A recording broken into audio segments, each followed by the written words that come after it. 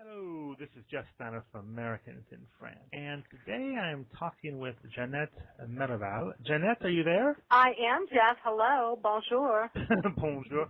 And where are you? I am down in the Rhone Valley. The Rhone Valley is where they make the Côte de Rhone wine. And I'm in a town called Malleval, which is very famous for its candy, which is a type of nougat. Very good. If you look at a map and you go from Paris and draw a line down to Marseille on the coast, it goes right through the Rhone Valley. And I'm in between Lyon and Marseille. It's kind of the beginning of the south of France. Well, it is. And for a long time, people here would always say, well, we're in the south of France, and anything north of here was not Provence. And it's funny, as you go further south, everybody says, oh, well, you're not in Provence. We're where the Provence starts. And even if you go a bit north of me, they say, oh, we're in Provence. You know, it starts where we're at. So actually what happened was somebody came up with kind of a brilliant idea and started calling where I'm located at the Drôme Provençal. So we have our own name. We're not quite in Provence, but we're in the Drôme Provençal. The Drôme is the department. Yeah, the Drôme is the department. You've been here, and here being France,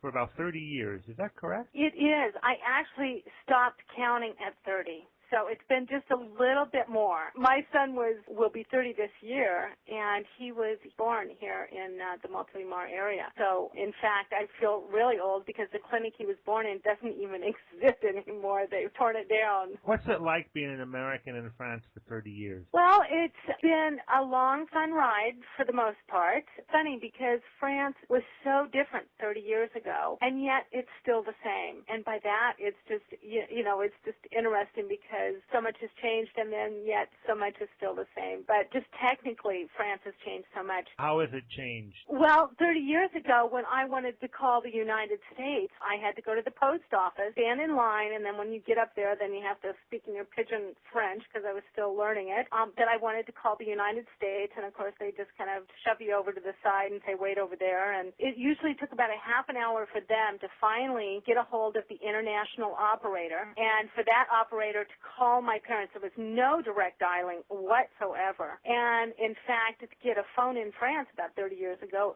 there was like a 6-month wait. So it's, technology has changed the face of the country in a lot of ways. The TGV has changed the way we travel. It used to take 7 to 8 hours to get from Paris down to where I'm at, and now it's under 3. So that changes everything. Just for people who don't know, the TGV is a high-speed train. Tell me about the French attitude. Well, the French attitude is, in fact, they said to my husband recently, who is French, why can't they just be nice? Why do they want to make it difficult? Why do they have to be so abrasive and rude? Because I was recently in the metro in Paris, the information booth, and it was kind of like pulling teeth. I had to just draw the information out of her. I had to ask her all these questions to get the information without her just voluntarily saying, well, listen, lady, if this is how you buy tickets, and this is how much it costs, and I can give you a map, and here's how the metro works. They will not volunteer any of the information that they are paid to give you.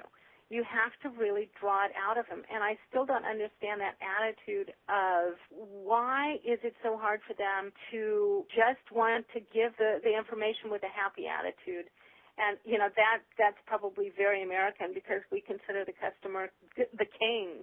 And they weren't raised that way. They don't have that same conception. I still find it strange when I go back to America. I go into a store and I get asked 3 or 4 times, can I help you? If you go into a store in France, normally no one will say, can I help you? Or you can't find anybody to help you. I think it was Best Buy in America, and it was just like every 5 minutes, can we help you? How are you? You need anything? France will change in spite of herself. The borders are going to have to drop, even if they're just mental. In their minds for the French. And then at the same time, what are we going to do when France is just like America? That finally dawned on me the other day after 30 years of me trying to get this country turned around to my way of thinking. And I thought, oh my God, what if they all started acting and thinking like me? Why would I even want to be here? saying that facetiously, but you know what I'm saying. Let's see. You do some coaching, right? I do a bit of coaching, but I find it easier to have foreign clients than French clients, and I think you and I have kind of discussed this offline, that, you know, in any case, whether they're American or French, people don't change unless they really want to. How realistic is it, do you think, that an American can come here and get a job? It's not realistic at all. Job hunting has always been difficult in France, and just so people understand that it's not a new situation, and a lot of things changed in France after World War II. Socialists at that point came up with a retirement plan. So it was really after World War II that France kind of got modern to a certain extent and, you know, came up with paid vacation from a job. They came up with retirement plans. They really started out a whole new chapter in French history, the kind of revolt and the strikes of '68, and a lot of things changed. And work became very, very difficult to find because of the social charges. In America, we talk about payroll tax. Yeah. Let's say if I hire you and I pay you €1,000, I also have to give €1,000 to the government. So you don't cost me €1,000, you cost me $2,000. So I, as a boss, would give you $1,000 and $1,000 to the government. France has changed, obviously, since World War II, but you have to understand why work is difficult to find here, because a boss, like in the States, when he hires you, if you don't do your job, he can just fire you. Here, that's not the case. People get hired, they don't have to do their, you know, they can slack. And the boss can't fire them. Opportunities are just not as easy to come by as in the States. People aren't as adventuresome. The French are not risk takers. There's a whole combination of reasons why work is so much harder here. You've got to come with some talents. That would be my big thing. Come with some talents. Be able to, you know, really speak the language, communicate well with it, know how to read and write it. What would you say are some of the cultural differences with raising a child in France? And I think it's quite interesting because parenthood is parenthood, and kids are really the same all around the world. I think that, you know, there are some differences in the education that the French give their children. I don't think it's necessarily better than what we do in the States, though. You know, what people have to understand is this is still really Latin. The French mentality is Latin, and American culture and mentality is Germanic. And there is a difference between those two. And the Latin are much more hot-blooded. They're a much more kind of carefree, sensual culture and climate. You know, I can remember when my son was little and there was a film on, and it was these native women and all their breasts were showing. Well, that to me was not shocking because you see that here in France, whereas in the States that was, completely against the rules, yet they could see so many violent things. So, you know, there's good and bad in both cultures concerning bringing up kids, and I think that, you know, if you're just really honest and loving with your child and just do the best you can, well, then, you know, any country is going to do. Now, if you get into the schooling side of, you know, the culture in France, school is much different here than it is in the States. There's very little room for the imagination here. I also know from some American friends that I've known for a long, long time, when they took their children back to the States for a couple of years and they'd done some study or had heard that it's so different for American kids because we're used to so much space.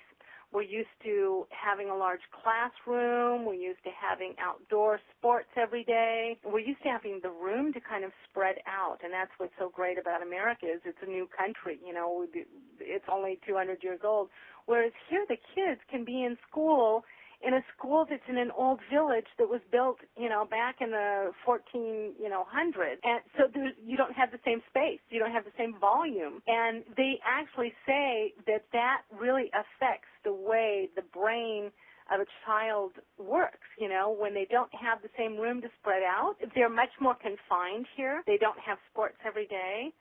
As you say, they have to memorize, you know, there's not much left to the imagination. It's all on dictation and memorization, and so it's, I'm not sure the education system here is really better. Well, I think the thing is, it's like the other stuff is just different. Yeah, we come back to the grass. It's not greener, it just smells different. And it is a different shade. So I think it's really taking the best of both worlds. You're bicultural, you can take the best of both worlds and hopefully leave out some of the bad, the hang-ups. Yeah, which you and I both know that I don't always do. It's not easy living in a foreign country because there's times when it can be really frustrating, and it can be lonesome, it can be isolating, it can be a lot of fun. It's enriching, Well, how have you coped for 30 years? I mean, what are some of the mechanisms? It's interesting. My best way of coping is to get out of the country on a regular basis. Okay. It really is. It's to take a break from the country. It's really tiring because it's not your culture, it's not your country, it's not your language. It's always going to be a foreign country. It's always going to be a foreign language, no matter how comfortable. I've been speaking it for 30 years, and somebody said something the other day, and I thought, I didn't know that word. I hadn't heard it before. I thought maybe they just invented it. After all these years, you'd think that I would know every word. Well, do you know every word in the English dictionary? No. So there you go. I mean, you're still, it's still a learning process. So I think, if people do move here, and it's different for the people that move here that are not married to the French. I can't really speak to them because I don't know how it would feel to come and not be, intimately or personally involved with a French person. But in any case, most people in any culture will always need to come back to their root, to their language. I said to somebody, I was invited to an International Women's Day with, and there were some French people there, but it was organized by some English people, and so there was Americans and English, etc. And I said to one of them as I was leaving, I said, after 30 years, there's not one French person that I can mention the fact that I'm not trying to keep up with the Joneses and have them understand what I'm saying. And we come back to that, the grass is not greener. Once you're integrated into the country, and, you've got errands to run like anybody else, and you're just trying to get some things done, or something breaks, and you've got to deal with France Telecom, and, so you're just doing what you have to do. What brought you to France? I was working in a record store in Belmont Shores, California, and this guy walked in, and he said, I'm looking for a Gordon Lightfoot album. And so anyway, he was looking to buy a Gordon Lightfoot record, The Summer Side of Life, and so I sold him that. And anyway, I asked him if he'd been to the Laguna Arts Festival, and he said no. And I said, well, gosh, I'm not working tomorrow. I'll take you if you want. Wow, that's pretty correct.